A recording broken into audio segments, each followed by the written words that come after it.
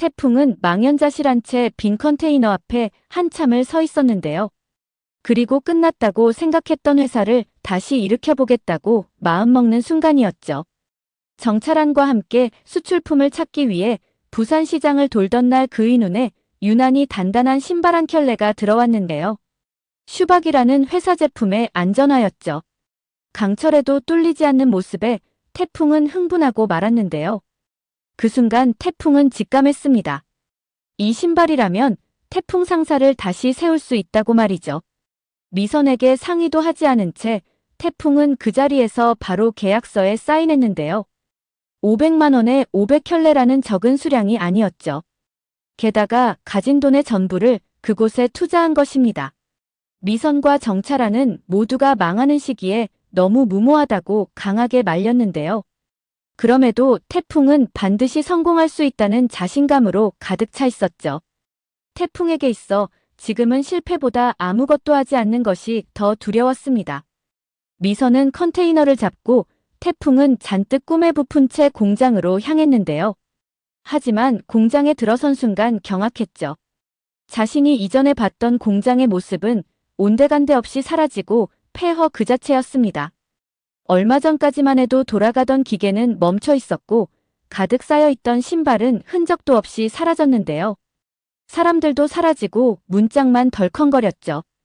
알고 보니 공장이 힘들어지자 슈박 사장 윤철이 사채를 가져다 쓴 것입니다. 돈을 갚지 않자 사채업자가 쳐들어와 윤철을 폭행하고 태풍이 준 돈뿐 아니라 신발까지 모두 가져가 버린 것인데요.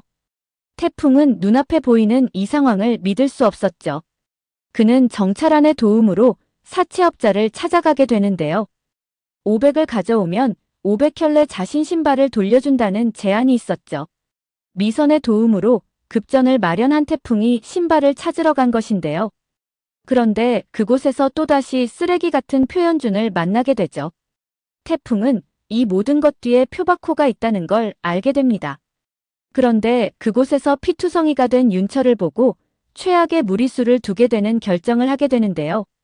사람을 소중히 여겼던 아버지 진영필을 물려받은 것은 분명해 보이죠.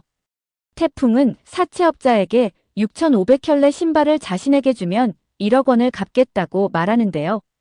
정말 무모한 말이 아닐 수 없죠. 사업의 사자도 모르는 태풍의 겁도 없는 발언에 차란조차 경악합니다. 게다가 3천만 원의 이 좋은 신발을 알아보지 못하고 덤핑으로 판다며 사채업자를 바보 취급하죠. 사채업자인 자신에게 이렇게 큰 소리치는 놈은 태풍이 처음으로 오히려 당황하는 그입니다. 태풍의 눈빛은 그 어느 때보다 강하게 살아있는데요. 사채업자도 처음에는 이런 또라이가 있나 싶은 생각으로 쳐다보지만 점점 태풍의 살아있는 눈빛에 빠져드는 듯 보이죠. 태풍은 1억을 걸고 자신이 이 돈을 갚지 못할 시 신체 일부는 물론이고 두 눈을 내놓기로 하고 사인합니다. 이런 태풍 모습에 정찰아는 경악하면서도 흐뭇해하는 모습을 보이는데요. 아마도 태풍의 배포에 저놈은 크게 될 놈이라고 본 것으로 보이죠.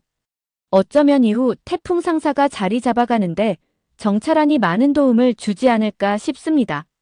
자신의 후계자처럼 키우는 것이죠. 예고편에서 태풍과 미선이 무역업자들 앞에서 프리젠테이션을 하는 모습을 볼 수 있는데요. 잔뜩 긴장한 미선이 제품 안정성과 우수성에 대해서 설명하는 것으로 보이죠. 아마도 태풍이 강철에도 뚫리지 않는 신발의 우수성에 반했듯 그들도 그렇게 되지 않을까 싶습니다. 미선은 6,500켤레를 가지고 왔다는 태풍 말에 말도 안 된다며 경악했는데요. 하지만 이 프리젠테이션으로 1억이 아니라 10억의 버금가는 추가 계약을 하지 않을까 싶죠. 결국 태풍 상사의 명예를 다시 되찾게 해주는 것은 슈박의 안전화일 것으로 보입니다. 표박호는 왜 끊임없이 태풍 상사를 무너뜨리려 하는 걸까요? 진영과는 정확히 어떤 관계로 얽혀 있는지는 알 수 없지만 그에게 엄청난 적대감을 가지고 있는 건 사실이죠. 태풍과 현준의 다툼으로 경찰서에서 마주친 적이 있었는데요. 이때 진영과 표박호가 서로를 대하는 태도는 엄청 달랐었죠. 진영은 그를 존중하고 배려하는 듯한 모습을 보인 반면 표박호는 불쾌감에 가득 차 있었죠. 특히 진영이 쓰러진 병실에 표바코가 혼자서 찾아갔는데요. 이때 그는 의식이 없는 진영한테 어디 있냐고 묻는 장면이 있었죠. 두 사람 사이에 아무도 모르는 무언가가 있음을 암시해주는 장면인데요. 그러나 추측해 볼 수 있는 것은 있죠. 표바코가 강진영에게 돈을 빌려간 것입니다. 이전에 경찰서에서 마주한 두 사람 대화에서 알 수 있는데요. 강진영이 표바코에게 무슨 말을 하려고 하자 표바코가 상당히 경계하는 자세를 보이자 진영이 이렇게 말했죠. 자신이 돈을 달라는 말은 아니라고 말이죠.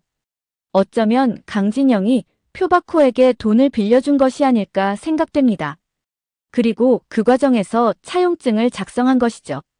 태풍 상사 직원들의 개인 통장을 만들어 적금까지 넣어줄 정도의 따뜻한 인품을 가지고 있는 강진영인데요.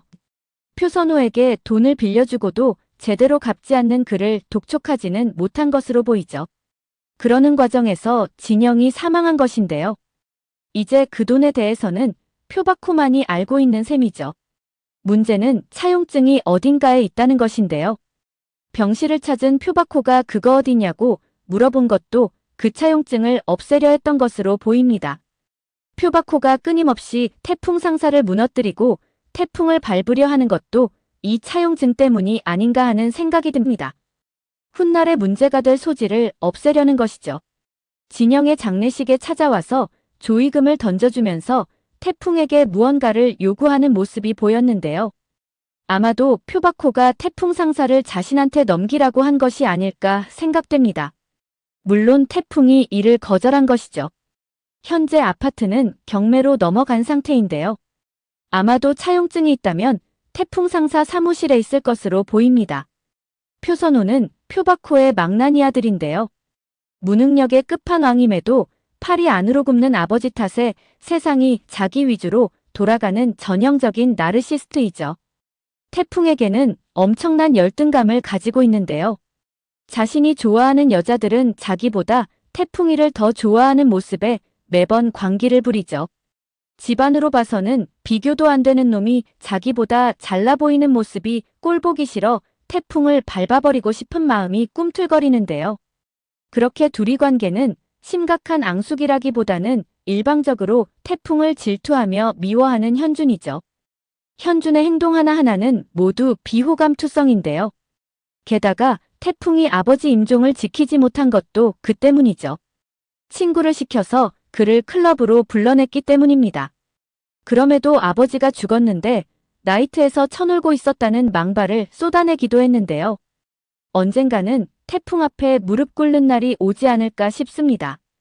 태풍이 입장에서는 절대 용서할 수 없는 표현준이죠. 아버지 덕분에 표상선에 이사가 되어서 갑질을 일삼고 있죠. 표선호는 인류애라고는 1도 없는 인간인데요. 사업적 감각이 전혀 없는 데다 업무 처리에 있어 오로지 태풍을 밟아버리겠다는 그거 하나로 일 처리를 하고 있습니다. 훗날 표바코가 회사를 물려준다고 한들 바로 말아먹을 인간이죠. 6화에서 태풍이 신발을 수출 못하게 또다시 방해하는 모습을 보이는데요.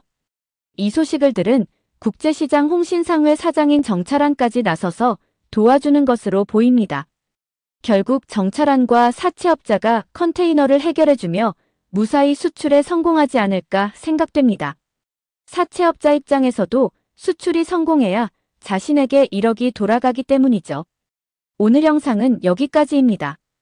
구독, 좋아요는 제게 큰 힘이 됩니다.